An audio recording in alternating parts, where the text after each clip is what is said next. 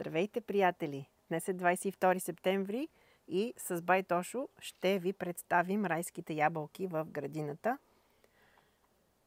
От 15 дървета ги преброихме. Единствено това има започнало да зрее и ябълките са вече оранжевки. Иначе другите всичките са зелени. Това е единственото дърво, което е... Всички са без танинове. Да, всичките са без танинове. Да. 15 дървета, абсолютно всички са от тези сладките без танин, т.е. не са стипцави и са годни за ядене, без да чакате да умекнат. А пък аз обичам хрупкави и сладки, които са точно тези. Миналата година това дърво имаше само 2-3 по него плодчета, тази година е отрупано. Ами, понеже аз си ги оставя сами да се оправят, няма с какво да го държим. Дай да го ръфнем. Ръфни го да го държим, защото най-добре да... Той е кафяво вътре. Аз вчера дегустирах едно 5-6. Значи...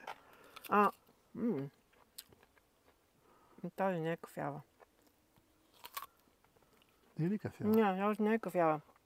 Да не си ашладисвал. Не. Не. Не е още добре озряла. Трябва да е кафява, бе, човек. Въпреки, че не е озряла, сладка е. Значи тази... Не е стипцава. По принцип тази трябва да стане след месец.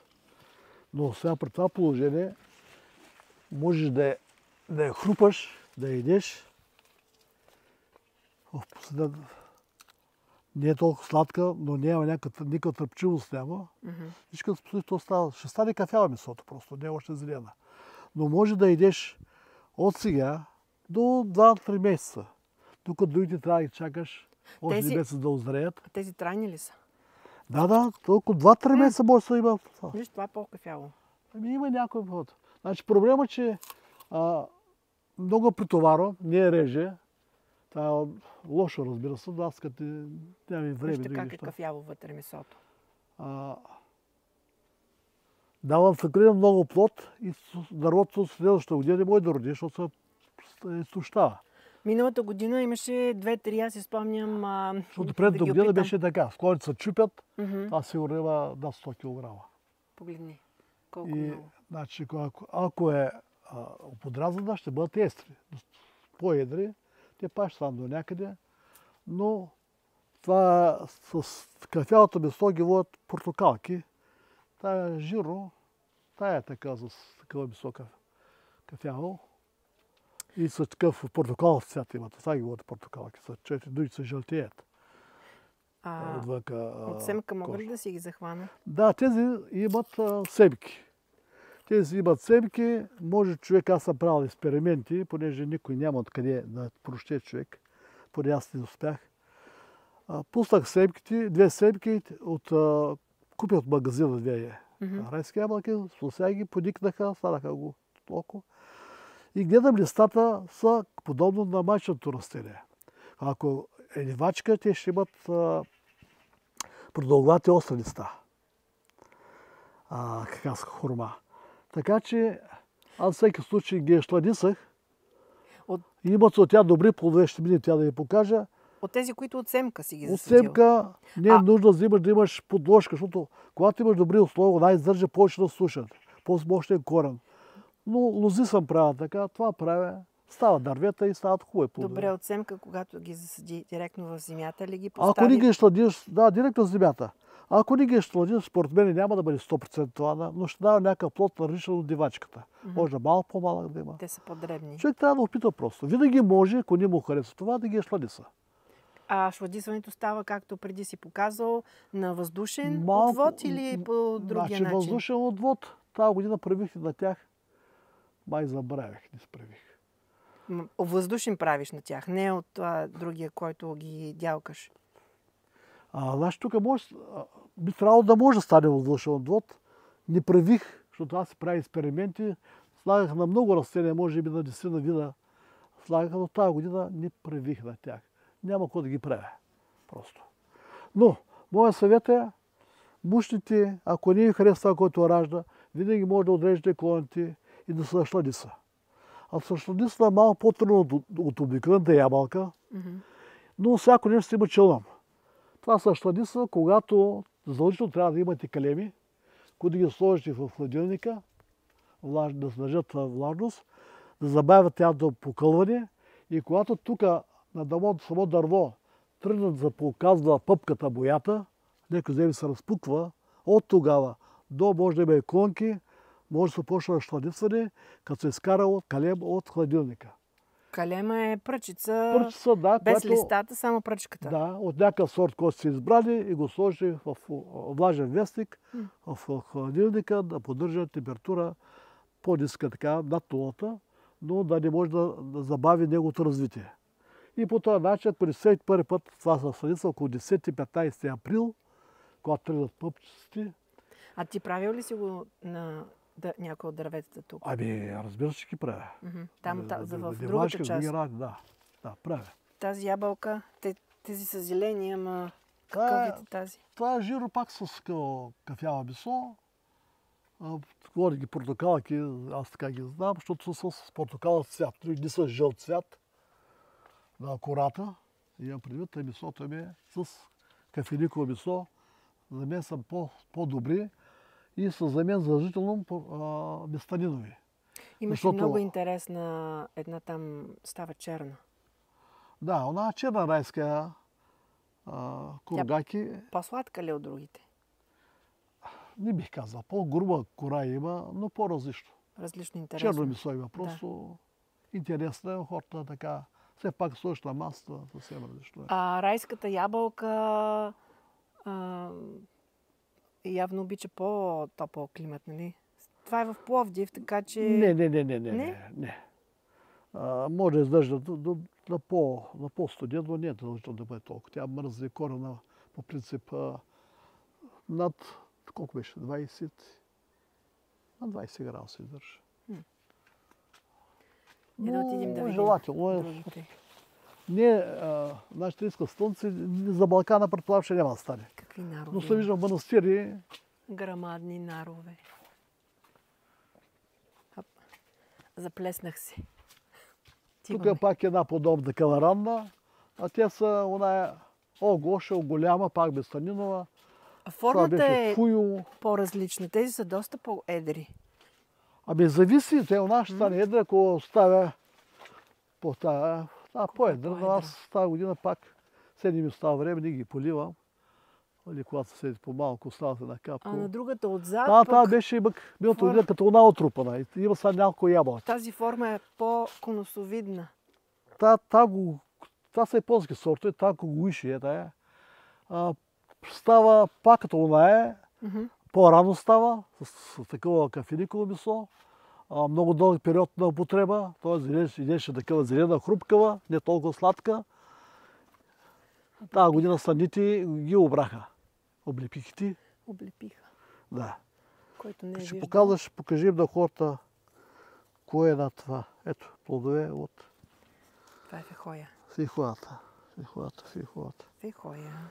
Само, че си позволих да ги полея с екстракт от калифорнийски черви в по-голяма доза и едва не умряха. Сега взема се възстановяват, защото ми казаха, че не могат да се претворят. Не е така. Всяко нещо трябва да се унема. Там, вижте, тази дето вземах. Колко е голяма? И съм те вземах от Турция. Да, какво че има вътре. Браво. Бяха и толкова, знаеш какъв пръст дала. Да, чудесно. Това са също такива. От магазина съм взимал една. Това дърво тук е... Те са две. Две дървета. Подложка от какво? От семка? Купил съм райска ябълка, имало две семки имаше. Те по-малко имат семки. Не купите, защото нямат къв сосово. Засадил си, поникнало е дърво. Да, две дървета и се дават нормално плодове. Колко годишни са тези дървета? Ами, не знам. 8 години може да имат. Значи от семка до този ръст, Да, 8 от 3 години. години ми дават плод. Но миналата година пак ги бяха претоварят постоянно много, издръбняха, но всичко. Аз пак се заплеснах, обаче тук има много интересно растение, което е като едни... Михулка. Какво е? Това е вид Какво е това? правих. Да го пукне ли? Какво има Да, вътре? вътре са това. Какво има? Пук. Вид млечка е, културна Млечка. млечка, която прави тези мехури и като надути тарлещата, това цялото като- всичко вече стане А. и са такива и е красиво. Това е. Вътре има някакво... като Семена са вътре. Семена, да. Да. Развалих балончето. Некъде. Много Късно. интересно. Това цялото есента ще стане, виж колко цвята има, цялото ще стане така с тези търлещата, да може да се Да, каже. много търлещата интересно. мехури. Да. Ама, Така. аз ми дадах един клон, той само цялото е трупано, така колко цвят има. И красиво е. Само, че ако го ставиш някъде го забравиш, те се пукат, излизат парашутчета и всичко за такова. Парашутчета Да. и се заселват другаде из градината. Точно като на паламидата са вътре тези парашутчета. Това им е цветчето на парашутчетата. Тук отстрани има тикви. Колко много тикви има. Това са Хокайдо, нали? Това Хокайдо. Хокайдо. Значи те са японски, тук има не френски, ние знаем имената. О, и ни шарени Тези тикви. са много Аз пак се отплеснах Сладки и обаче. хубави. 4-5 сорта има. Колко са интересни. А. Тези ядливи ли са шарените тикви? Да. Да? Да. Те са някой английски лък. Отивам при райските ябълки. Това е някакъв френски. Това е много хубаво, защото много сладки са Какъв тия. грамаден хинап. Те са много сладки. Тук има и да казах, тиква от САЩ. И не така големи там да го къщи. Каква е грамадна у нас Не и... имаме другите. Она, вижда какви са такива големи се са. Я, да покажем каква грамадна тиква. Ей! Та тиква цяло село може да нахраниш.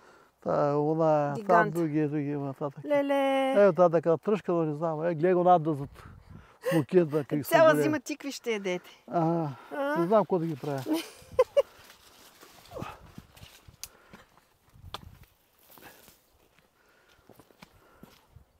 Така.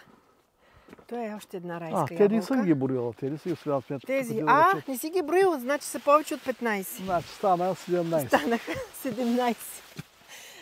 Оп! Тук минаваме през гората от смоквини. Тук има две. Една по тази година закъсня. Хинапа, да. Леле, колко е грамаден хинапа. Да, виж какво става. Виж какво става фасула. Взел да върза. Ние правим Това видео е. за райски ябълки, пък показваме фасули и тикви и други работи. Да, взел да върза. Колко Това. Бях интересно. го заразал, бях го отписал. Той е гигантски фасул. Тук докато го само да ги сърва малко от погледа и те почват тръгват. Сега райските ябълки? Не, това Нататък не са е. райските ябълки. Тук още хинапа. Тая сила грамаданска. листата иска поливане. Вижте, колко е грамаден. Не знам защо шепна. Да, да отиде се някъде оплаши. нататък. От джунглата. Джунглата от гигантските домати, които са 3 метра високи. Плод нямат. Обаче. Така. Тук е пиленцата. Има едни Се правят фазани. фазани тук. Фазани и тук ето се Правят се правят баня.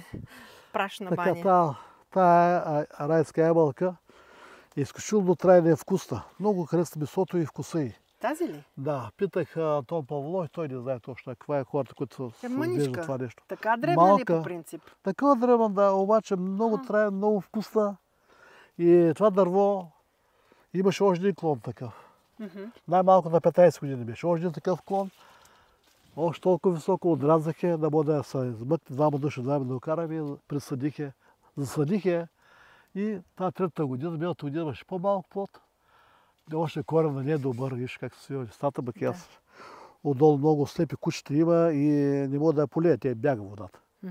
Но ще се оправи. Но много вкусно месо, неизвестен сорт. Защото този, който ги внася Сашо от Германия, Сашо Драготинов, внесе нас 130 сорта. Да, това може би е фуйо. Там има още една по-дребна. Та младичка, И тя дава тази година Колко плод. годишно е това дръвче? Еми сигурно има 5-та година. 5. Значи, ти стоиш от това малко и тук по тази година сложи малко водичка. Има в началото там, на градината има много интересен... формата е много интересна на райската ябълка. Не е така стандартна, Това както тези. тамопан, да. Те стават много едри. Но това место трябва да взема да изкараме и ние на 10 години да я сложим някъде, защото много нагъсто. Тя е много добре сушение и много интересна форма има. За сушене? Да. Става сушение добра и като и зелени. Тя малко, леко, малко танинова, малко, лекичко. Но танина и сорта не отглежда. Отидем да видим с интересната форма. Аз не бях виждала такава. Там къде го отида? Значи къде е оттатъка? Къде е оттатъка? Това е над 10 метра. 12-13 метра. Гледай колко много чайотчета са увисили. Това са саморасли. Така ли? Да. От миналата година. А това преди няколко дена нямаше нито едно.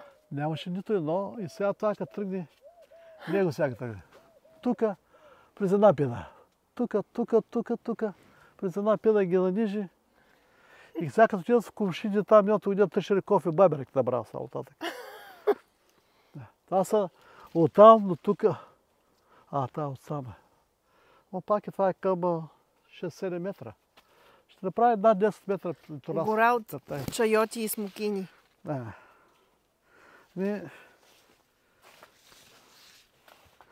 Значи. Ето тези. Тези. Това ти прави впечатление тамопана. Те са много сега зелени и явно не са озрели. Да, обаче. По-късно те, значи се е рано още за тях. Ето формата е по-различна. Да. Нагърчена. Красива. Красива. Този клон, виж колко много има отрупан. С щупи. Погледни как се е увесил. С щупи, да. Това го подпора. Да. Колко много. Гледай. Красота.